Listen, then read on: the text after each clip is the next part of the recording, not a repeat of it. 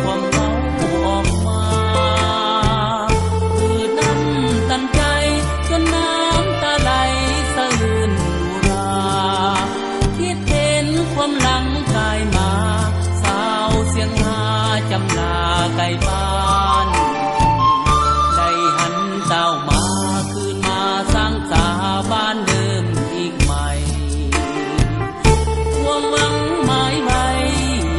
กลับกลายมาเป็นความจริงโน่นมี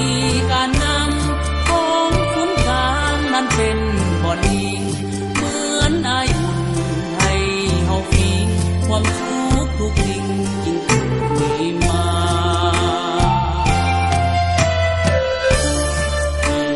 น้อมดอกจองดอกคายเอาลืมบ่ได้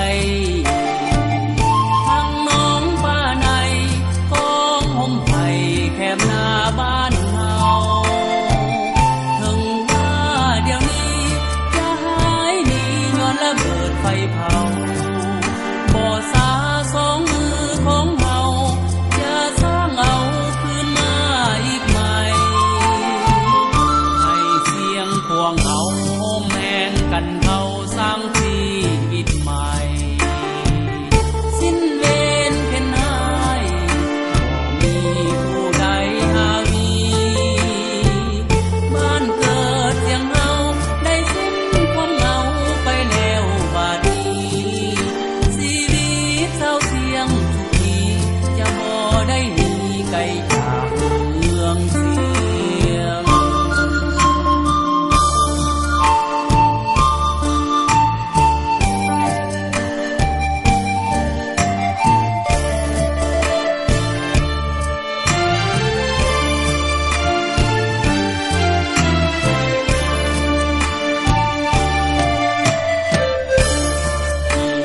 น้อ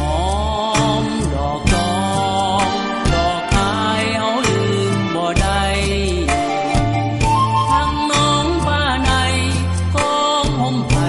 แคบหน้าบ้านเฮาถึงว่าเดี๋ยวนี้จะหายหนีย้อนระเบิดไฟเผาบ่สาสองมือของเฮาอย่าสร้างเอาคืนมาอีกใหม่ให้เสียงพวงเฮาโฮมแหนกันเขาสร้างชี